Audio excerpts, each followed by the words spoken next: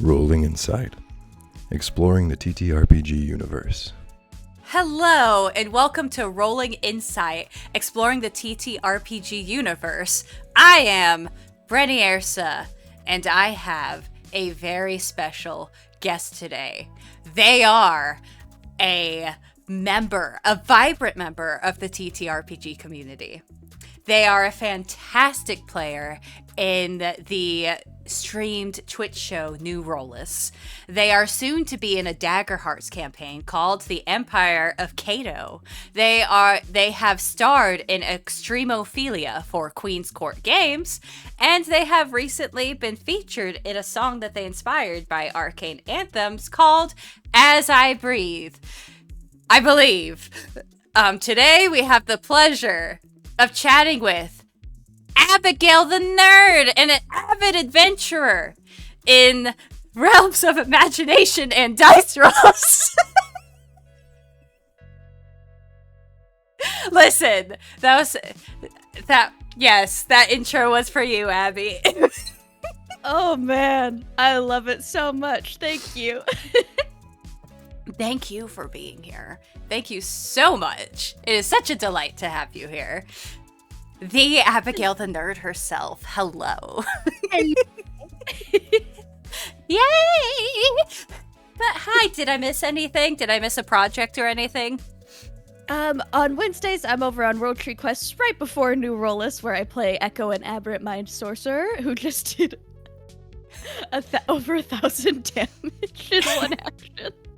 But as they should. That's another story. No, tell us the story now. Tell us now. We're skipping around. We'll get back on track in a minute. I need to hear that story. Okay. So we're doing the party is we're dead. We're dead and we're trying to get ways to come back to life. So we're going through and we're basically working for these reapers who want us to get rid of spirits that are upsetting the balance. So we go through this dungeon that is inside of, we go through the mouth of a cave, and then the mouth of the cave closes. So we're inside a giant creature, and we go through, the dungeon is through a module. I'm not sure what the module is, but Bran went through it, and we were being digested, as we were going through it and hunting our mark. Yeah. And so we go, and the mark that we were fighting is like a high level rogue, and almost got away, and went into the next room, which was the stomach. And so we go, and my turn is the last turn before we exit combat, because the creature was invisible and dashing, and so it was gonna get away, but to go back to life we had to kill it. But here's the thing about stomachs. Highly flammable. Oh, because of all the gas in there. Yeah. Oh, yeah. Indy, please. And so I, as a sorcerer, casted 8th level lightning bolt and transmuted it into fire. Just into the room. Because we were already dead. So what's gonna happen? We're gonna die again. Yes. And so we the whole room catches on fire, and there's rules for this, I guess, in the book for how long it takes for someone to do fire damage. And you good? Sorry, I'm realizing that my mic is picking you up through my headphones. So I was like, why is my mic moving? I'm not talking. So I'm gonna turn down the dial of my headphones a bit. So go ahead, keep going. Okay.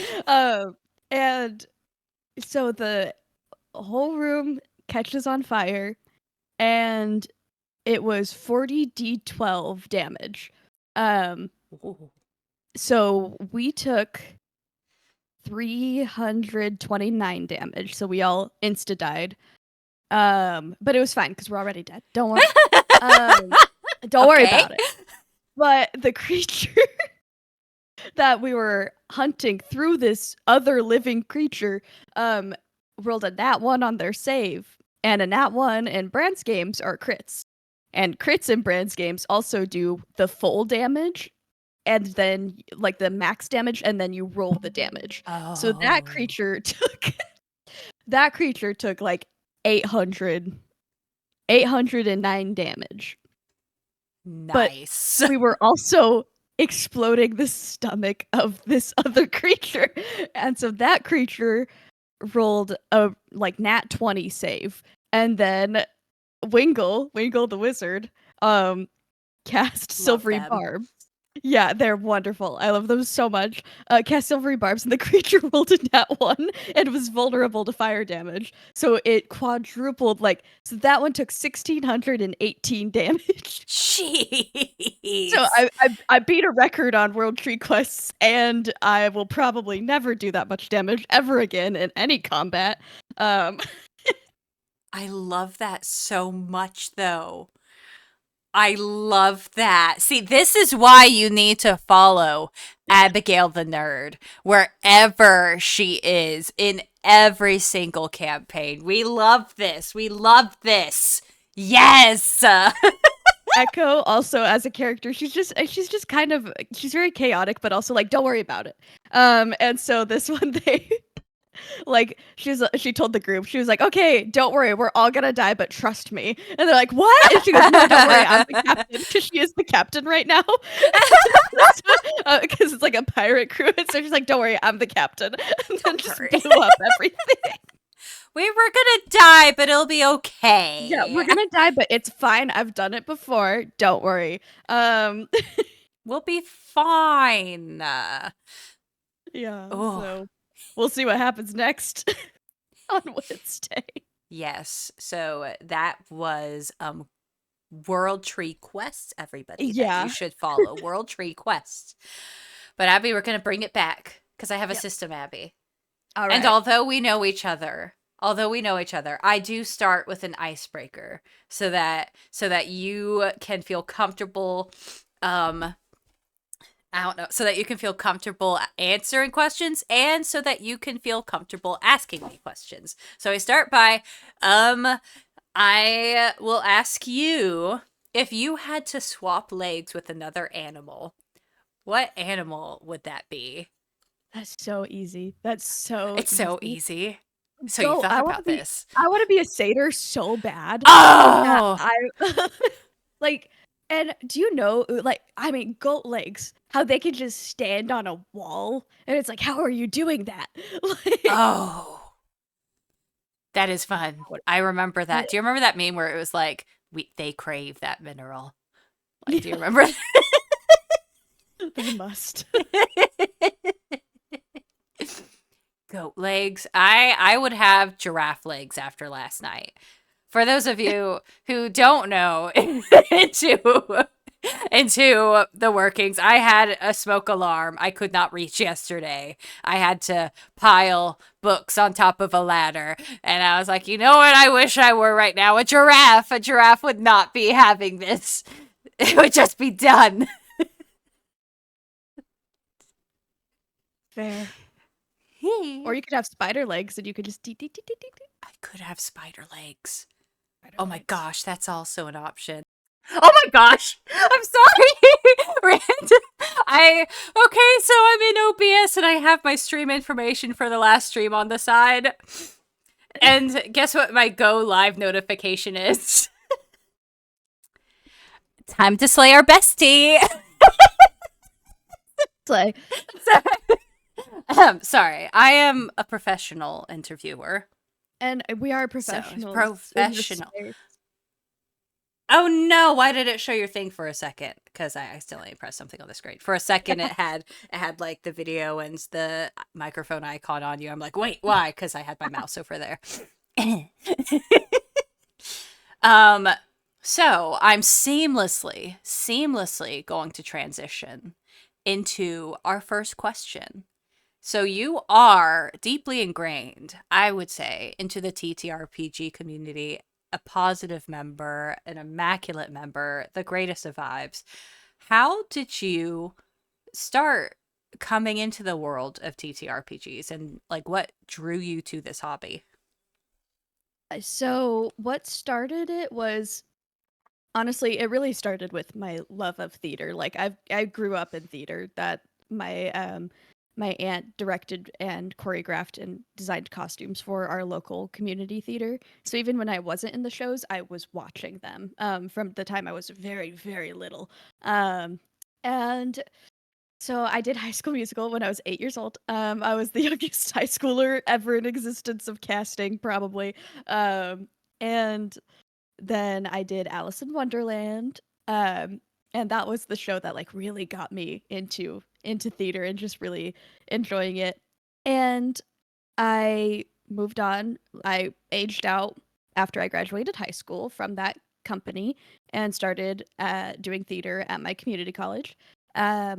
And it was very, very different there. And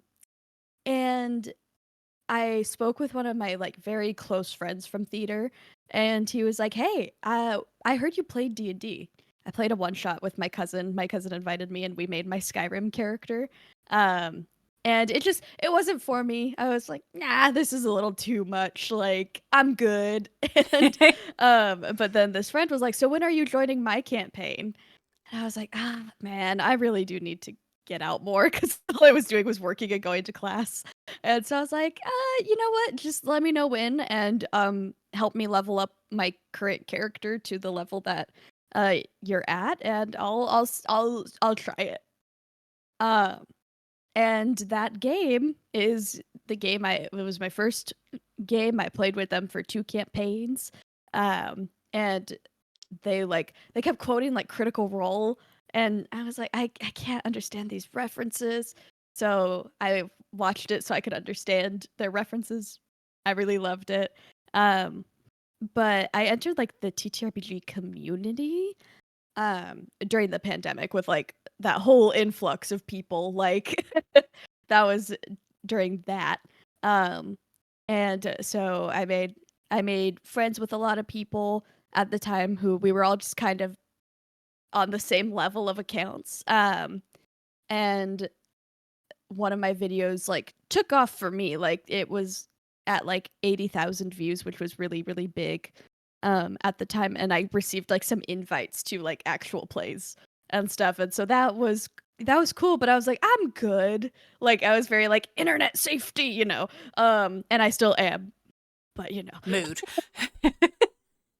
But in a different way. And so Alec made the Heroes of TikTok server, which was like making OC content. Yeah, I and forgot then about that. yeah, and like I remember like I had like the Heroes of TikTok like merch, like I was very ingrained in that. And then it evolved into the Worlds Guild, and Bran, aka Son of Asgard, was running a game within his world there. And they messaged I applied for just like the Worlds Guild in general, where you like pitched characters, like you had 3 characters you pitched to them. And Bran wanted me to bring Echo to the game, and we like worked together to make her like fit into the world. And that was my first actual play. That's the game I've been in since the beginning. Oh, I love that. We love to see it. Oh. Oh, wow, you just brought back memories for me. I forgot about that era of the heroes of TikTok. That was like the D&D TikTok renaissance, where we were all just kind of duets and all that stuff. I miss that era. I miss it. I'm so nostalgic for it, and it wasn't that long ago, but it's also a time that it's not gonna happen again. Like the era of D&D TikTok is kind of done. And that moment, it was so good. Like now, funny you say that. I say it's not done because I'm still doing it. Therefore, no. Hey, I'm still doing it too. It's the era. No, I of get TikTok what you mean. in general, it's kind of it's coming to an end. Yeah, it's unfortunate, but but it's still so fun how you got to meet all those friends, have all these opportunities, and I'm seamlessly going to the next question. Ooh. This is see, I do this every interview too. Dang it. They are all the same. Oh well, I'm having fun. You're having fun. It's great. That's what matters. We're having fun. What TTRPG systems or settings do you enjoy the most? And are there any memorable ones that made it this way? Ooh, well, I am unapologetically. I love 5e. Like it's a game where the rules I understand them. I'm good at the game. Um I I'm not a fan of what Wizards of the Coast does quite a lot, but but the D&D games are really so focused on like just playing amongst friends. And so I really enjoy that. That's the first TTRPG I learned. And so it will always have like that special place in my heart. Um, but exploring different games has been really interesting, and Masks is one I love so much. And that experience has got, I mean, it's from you. Yeah. Oh, imagine that. Like, for those who don't know, we played like a Masks one shot, and at the end of it, we were like, so, and Bryn ran in, we were like, so that was session 0 of our It was so campaign. funny. Abby said, I said, thank you so much for being my one shot. And Abby went, one shot? You mean session 0? I mean,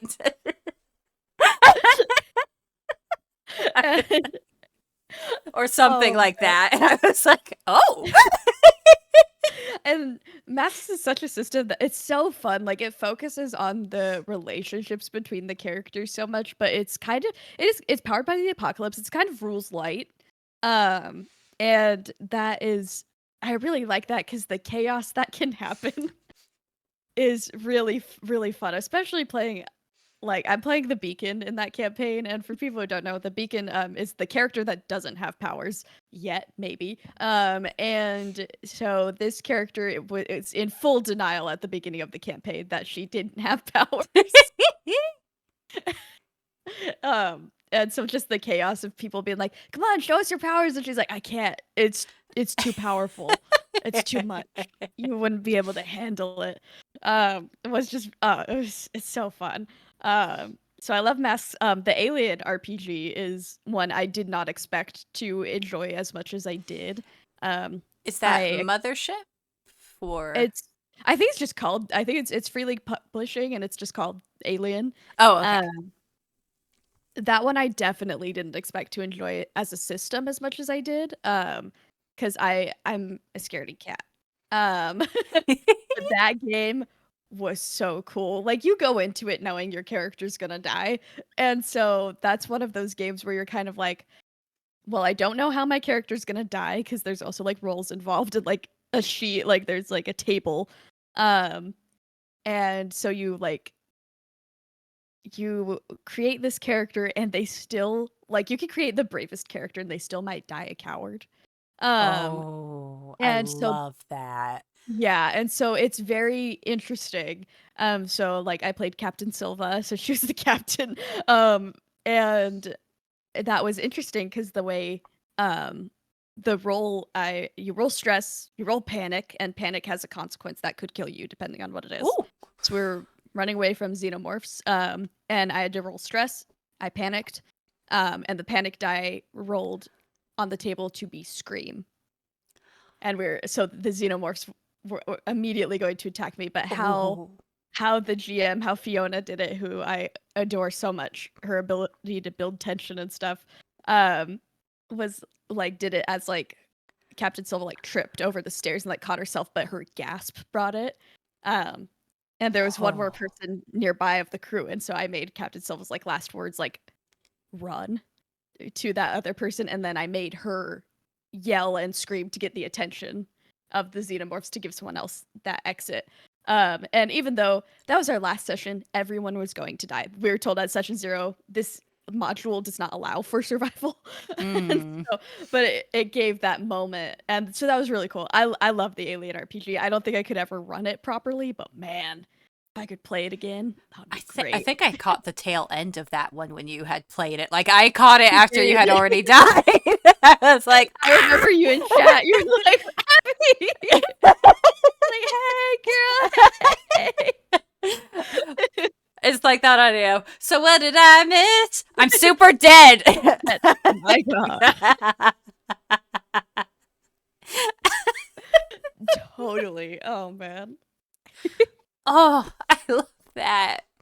Oh, but you have, like, even in those moments, your captain was dying, just bringing the character to the table. How do you approach character creations? Like, what elements do you find help you create a compelling character?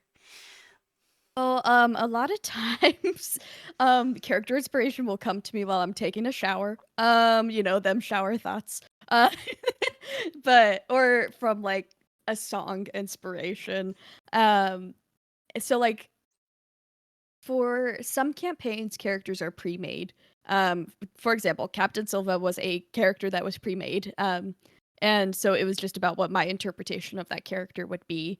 Um, and so how I approach characters though that I'm like fully creating is I want to understand the world that the campaign is in because I want my character to be a lived in character. Um and so sometimes depending on how complex the world is, I'll write like a super long backstory for me to reference and then send a shorter one to the DM as well as the longer one in case they would like to read it. But it's like this is mostly like these little like quips and quirks about the character that just might come up in her talking and passing. Um I love character secrets. I'm so bad at them. So bad at them. Cecilia is a character whose secret was guessed by a lot of the party ahead of time, but I did keep that secret for a year. Um, and so yeah, I want to make sure my characters are imperfect too. They have flaws. Mm. Um, all characters have a little piece of myself, but not in a way that causes character bleed. Because I want to care for my characters, but I never want the DM to have to work through my issues. Like Yes. because that's not a safe thing to bring to a table. Mm-mm. Um and I also kind of look at like, if we've done a session 0 before character creation, then I'll look at the consent sheet and see what's in green. Um because I always say for like safety forms, the Mm. safety form shows you what you can do as much as what you cannot do. Mhm. And so sometimes it'll give me inspiration for a character. I write dark and sad characters, so there's that. But yeah, character creation is mainly collaboration. I love playing characters who have previous connections to a group. Like I'm in a home game. We're like planning a slow bird romance, and like I'm so excited. Yes. I'm so excited for that. In another campaign that's probably like 2 years into the future, like it's not going to be for a while. Already planning that we're going to play siblings, like Oh. Oh, I because love that.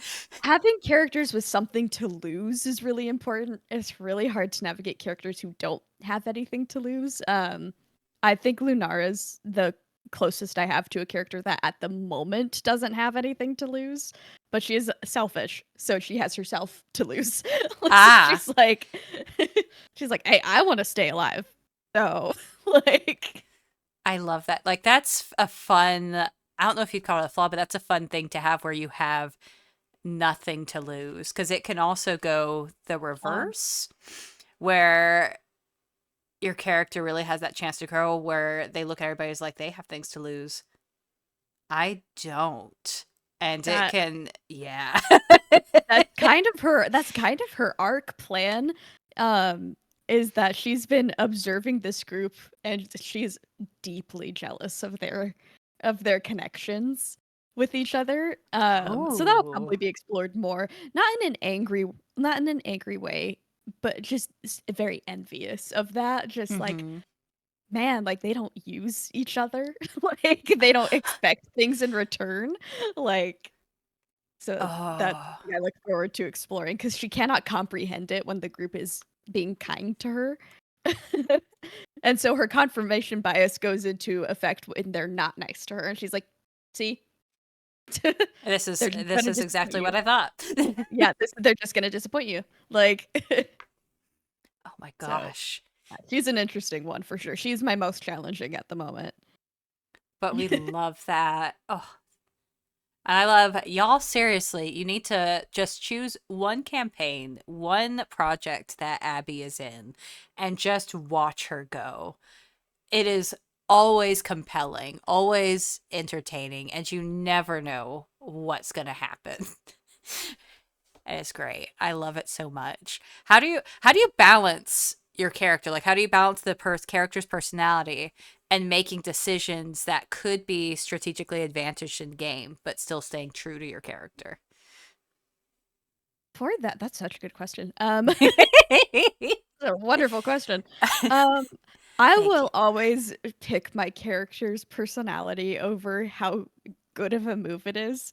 Like I said, while Echo did do a really cool move, she was like, "It's fine that we're all gonna die right now because we're already dead. And it's not that bad." And it's like, "Hey, maybe I mean, I checked in with the players, of course, because it's like, yeah, I am technically killing your characters for a second, so like, this is this okay?"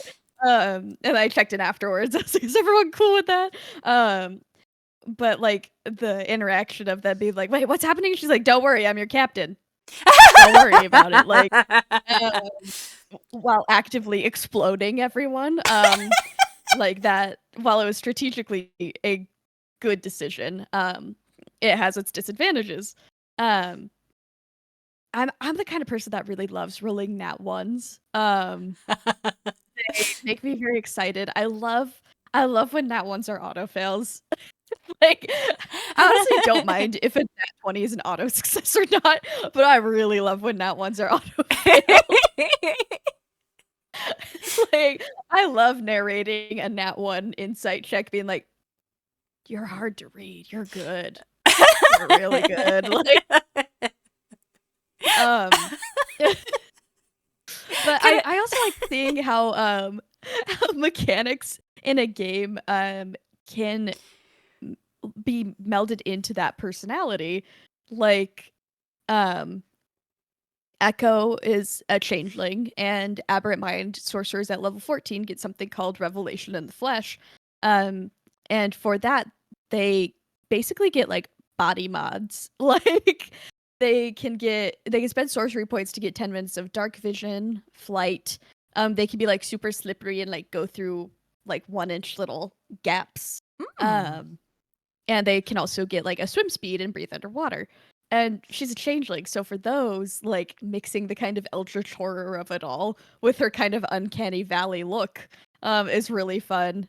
And all of her spells are just a little spooky. Like her dancing lights are like black lights, so everyone starts like Ooh. cool looks and stuff. And not super convenient for the actual use of dancing lights, but it's pretty cool. We love it. I'm saying that's my phrase this interview. I just love everything you're saying. I keep saying like I love it. Thank you.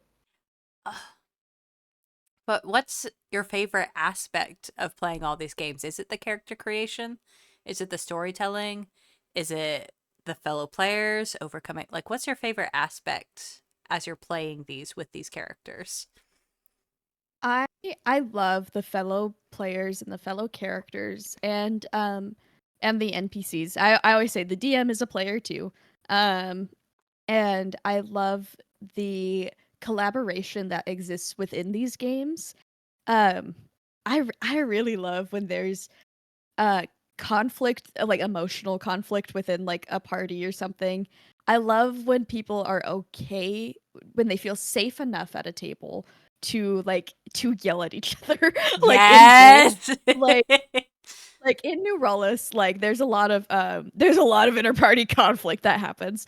And these people are powerhouses of like actors and improvers. And what they do is they'll put like loud noise incoming like in our Discord, and like we like thumbs up and like, because Oh, I that's personally nice. really appreciate that morning. Um and so it's like that kind of stuff, just being at like that safe table where you trust people enough to do that, is really nice. And I love watching people interact. I mean, I love being a part of the interactions, but I love those moments where my mic is just muted, and I can just react. Those moments where I forget I'm in the game, where I forget that I'm part of it, where I feel like I'm watching just this amazing. I feel like I'm just in the audience watching something really amazing happen on a stage, when I'm really sitting at home on my computer, watching people from different sides of the country, of the world, like, talk. It's amazing. It is. I've got to experience that recently myself. Last Thursday I was in a Walking Dead that was supposed to be a one shot, but we all survived, so we're going back. Yes. But there's a moment where my character's in town with a few other characters, and the husband went back to find his wife, and he found her and realized that she was going to leave. She was going to leave everyone behind. And it was a moment between them where the player said, "No, I give her a smile, a smirk, because she told me at the start she'd always choose herself first. I knew what this was." And she does. The GM gave her one more chance. He said, "River May, you see that smirk? What do you do?" And then she nodded and left. It was like, oh! Oh my gosh, I love it so much. It was like, oh! Oh my gosh.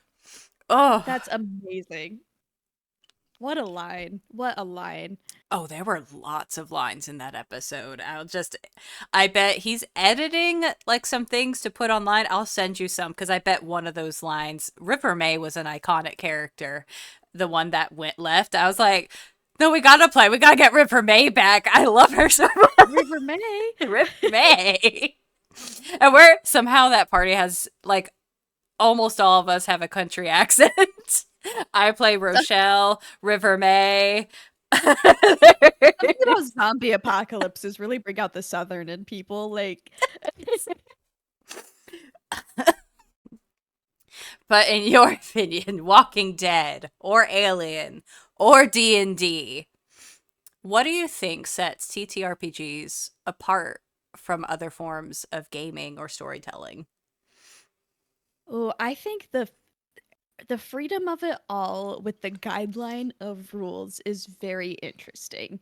There is, like, I've grown up doing theater, I've grown up doing improv, and improv really, like, improv is played for comedy, and I'm a very comedic based person. I love to laugh, I love to make people laugh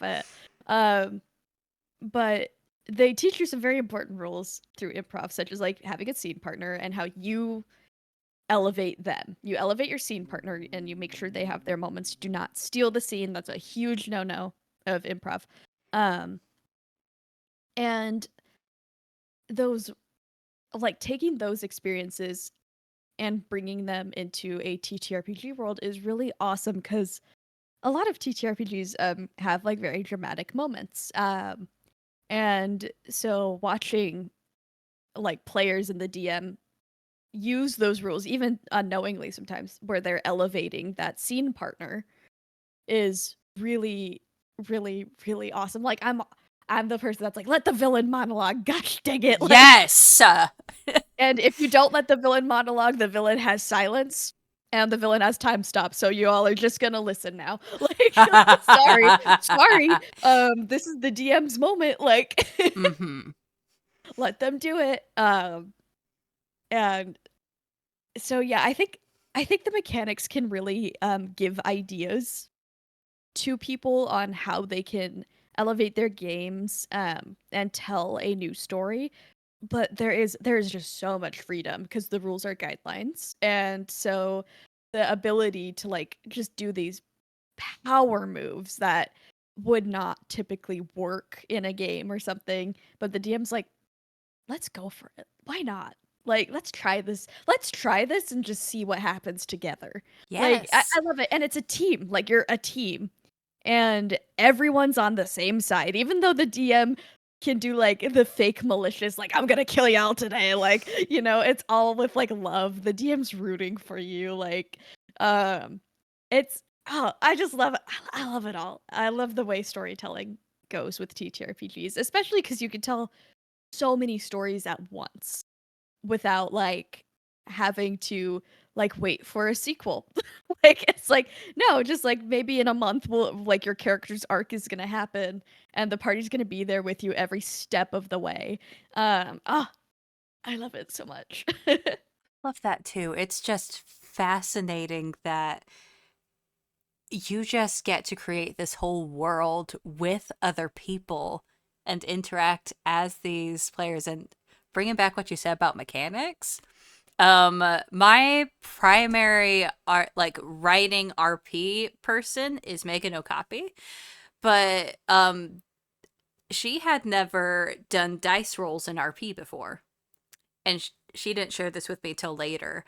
But she's like, Bryn, I never thought that we could impact a story by throwing the dice into it because, they play Dungeons and Dragons a lot. But she's like, I could ask you to roll insight to see if you figure out what my person's thinking. And I'm like, yes, it makes it fun because neither of us know what's going to happen.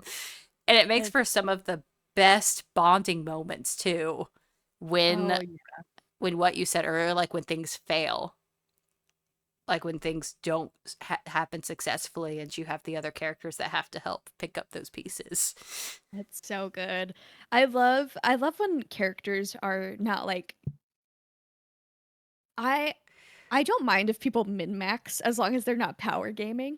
Like because your character should be bad at something. Like um and if they're not, the dice will make you bad at something at some point. Like they just will. Someday you are gonna roll a nat one on something. And whenever I play a rogue, I ask if my reliable talent can fail on nat ones.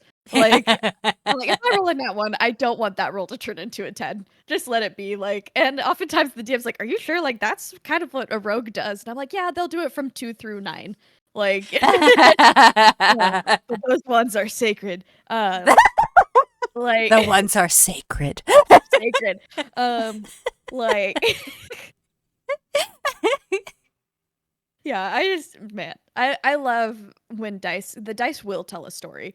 And I love that so much. I love when the dice fail at a time when they really shouldn't, like when they're like, I really need these dice to do the thing. Like my home game, Cecilia, she died. She's been dead for a little while now. Not just because she's a reborn. She's been dead in game. And so I think she's coming back to life like next month, I think, if we could just get the games in. But as a reborn, you have advantage on death saves. Oh. And I had failed one already because we did find out later that I should have insta died anyways. So we were like, okay, like she should have died anyways because of the rolls, but it's fine. She ended up dying around later. Because like the ship we were on exploded. There's been a lot of explosions with sorcerers in my life lately. And this one wasn't my fault though. And so she took like 80 something damage because she was already down. And if you're already down, I guess you can take massive damage still. I did not know that. And massive damage is insta dead. But did two failed death saves just because of the amount of damage. And then the party, like, it's Spelljammer, so we're all like floating through space and stuff. Someone gets her, brings her back to the ship, and they go to like heal her, and there's one more death save to make. With advantage, I rolled a 3 and a 7. Oh. And so they're like pumping healing spells into her and nothing's happening. Here's the thing though, Cecilia's a reborn. How we've done it is if she goes unconscious, she looks dead because she's not breathing. Because reborn don't have to breathe. And so they're like, it's fine, she's just unconscious, she does this. And so it took, there was some comedy in it while we were like crying. It's like, okay. Oh, it's okay. She's just resting, like in pieces. In pieces. And so it took them a while to figure out. And then there was a sweet scene of Cecilia kind of like in the afterlife because my previous character was the goddess of death.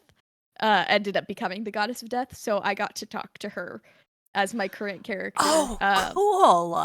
And that was really cool. It was also really sad to see a character that had been so deeply chaotic.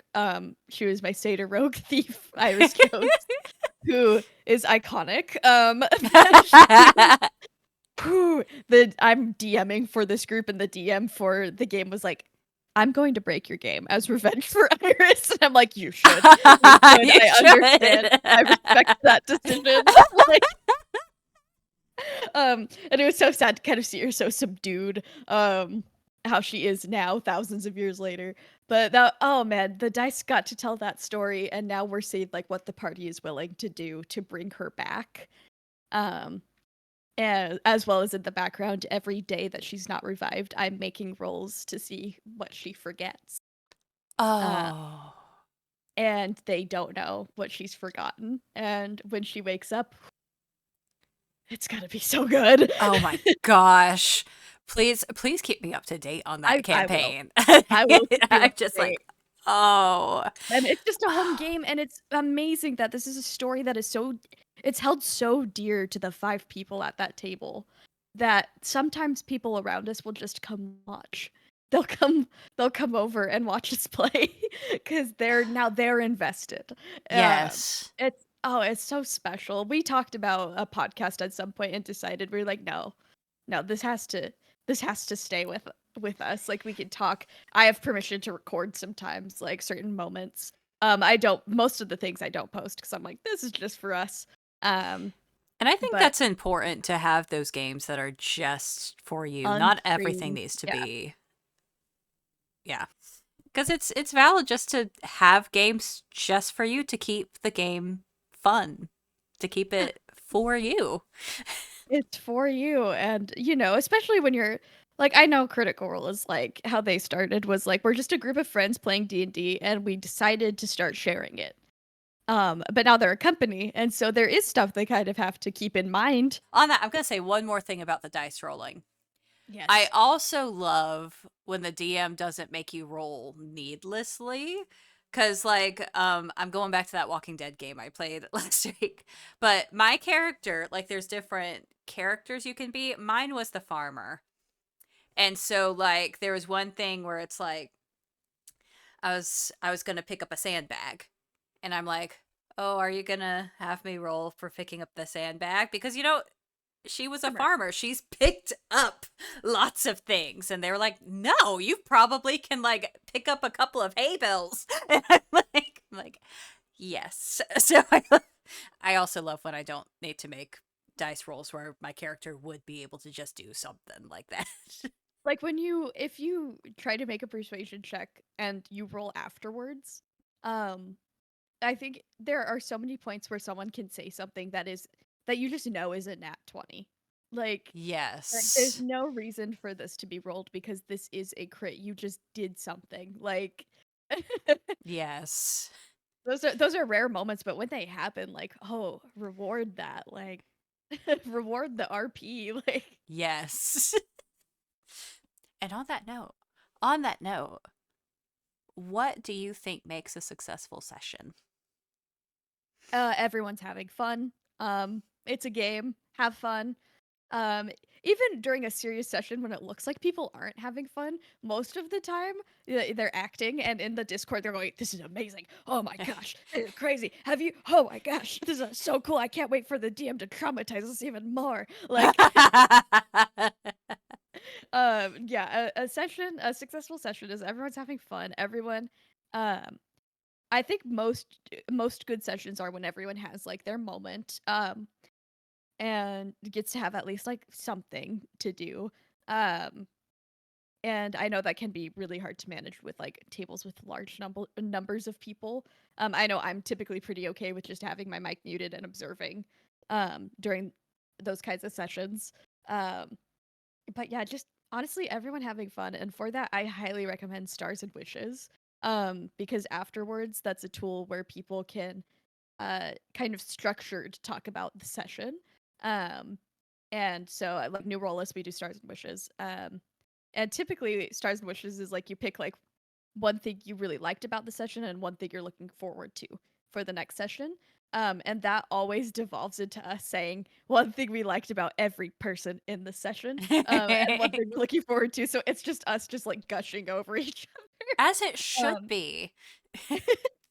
And I love that because it's also I think it's validating for the DM as well to hear that they ran a good session. I know as I'm getting ready to start DMing my own campaign, like that fear of like, oh no, am I doing this right? Like, um, and so yeah, so I think a good session is just one where people are clearly having fun. Like, and that shows in so many different forms. But when a group seems like they're not having fun at a moment, whether it's because like combat's really difficult or they're just struggling, like their rolls are just consistently bad. Um, Been like I there. know that. Yeah, no, me too. Me too. I've been there. I've had sessions where I haven't rolled above a 3 in combat, and I was consistently rolling 1s, 2s, and 3s. And so like I totally get that there's not every session can be personally a good session. Um, but just have fun. Just ride the waves and just hang out with your friends. Like, and if there's ever a problem, like talk about it. Communication is key. And once it's talked about, if there's something that needs to change and something doesn't change after it's talked about, then unfortunately that's no longer a fun game. And so that is no longer a successful session or a successful game. Um, and you've done your part in trying to continue having fun at the game, but once it's not fun, it's not a game. And like that's what I kind of have to like my mantra throughout my time here is it's a game. It's a game. It's a game. Mm. And I know that offends some people sometimes. They're like, no, it's more than that. It's a collaboration. It's like, yeah, it's a collaborative game. Yeah, that's yeah, like, that's I'm like, who has a problem with that? I mean, there's some controversy. Sometimes people are like, these are people's livelihoods, and it's like that's so cool. For me, it's a game. Like yeah. it's extracurricular, and when it's no like, and that's how I feel about theater too. For Mhm. me, theater is fun, and when it's no longer fun, then it's no longer fun. Like, Mhm. and that's something that you have to like reflect on, like, and see if that's something you really want to keep doing. Like, so yeah, I think I devolved a little bit into this talk, but No, it's perfect because it was seamlessly, as per oh, usual, cool, seamlessly cool, ask. cool. Now let's shift this. Let's shift. Yeah. Let's shift. What is your fondest TTRPG memory or lessons you've learned through your adventures at the gaming table? Oh man, there are so many fond memories. Give Like, give me your top oh, okay. two or three. Two or three. All right. Well, one of them was being asked to stay for New Rollis. Um that it wasn't even an in-game thing. It wasn't a streamed thing. Obviously, they wouldn't stream that part. But it was during a time where I think Morgan was doing the rumble at the tavern, the roguelike rumble.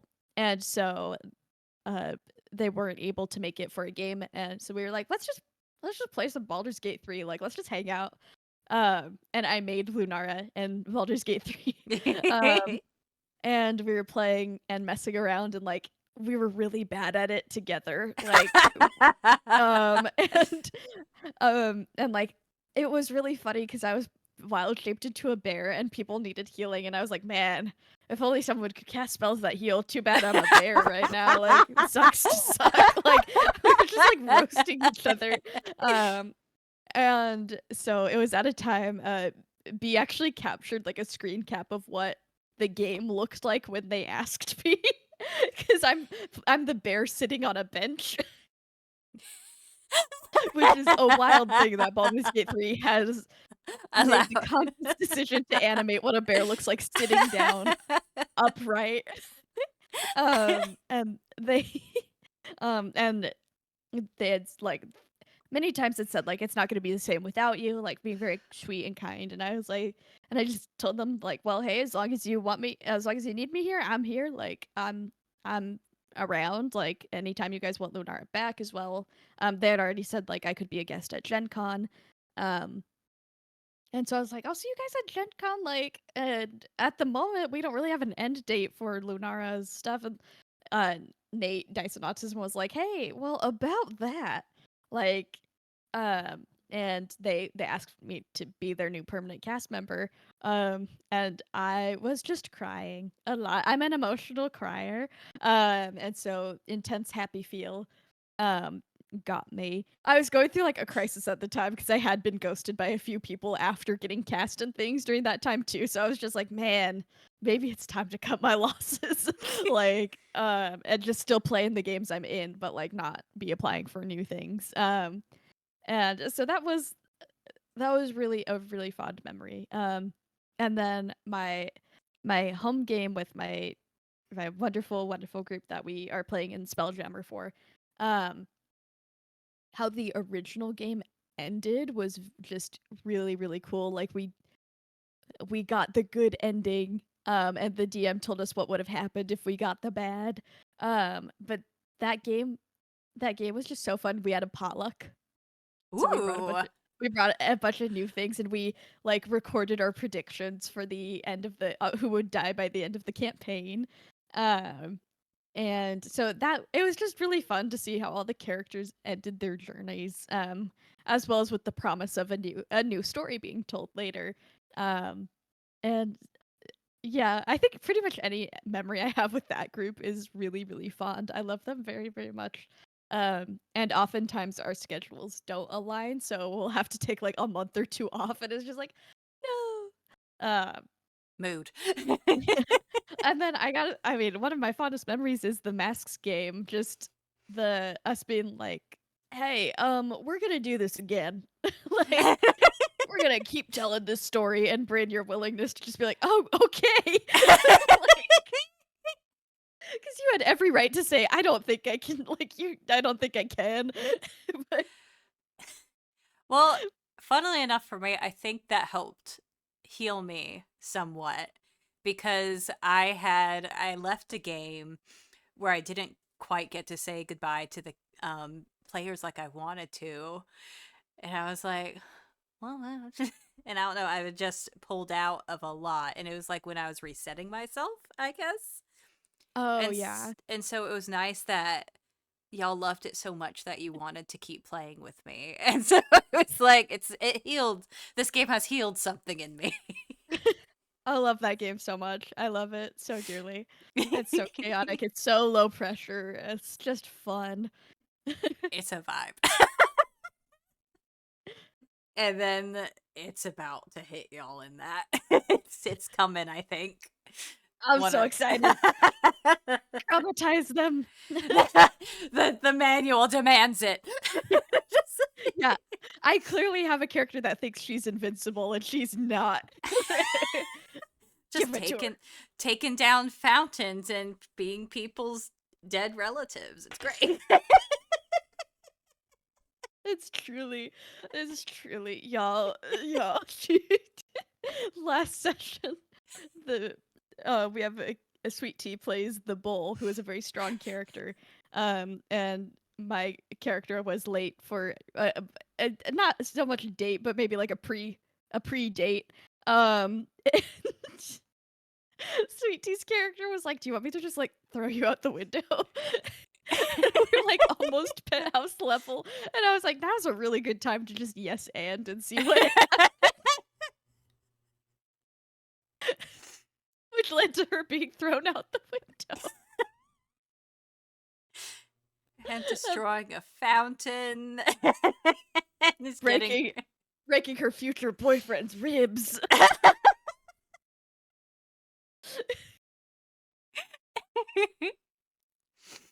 Good times, good times. Oh, and for the future, Abigail the Nerd, what can we expect? Do you have plans? Oh, I will be a guest on Fresno by Night when that gets started. So you will get to see me play a vampire, what we do in the shadow style in Fresno.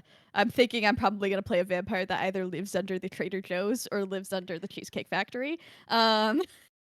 I love that for them.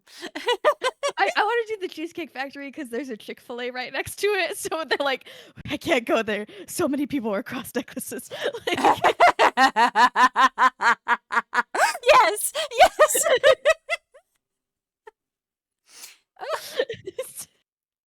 so yeah, just kind of bagging on Fresno a little will be very fun because it's fun to bag on Fresno because they're the big city next to me. And so they're actually a place we go to for like birthdays and events, and it's just Fresno.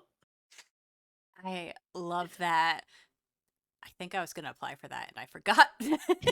But I saw that they had like 80 applicants, so good job.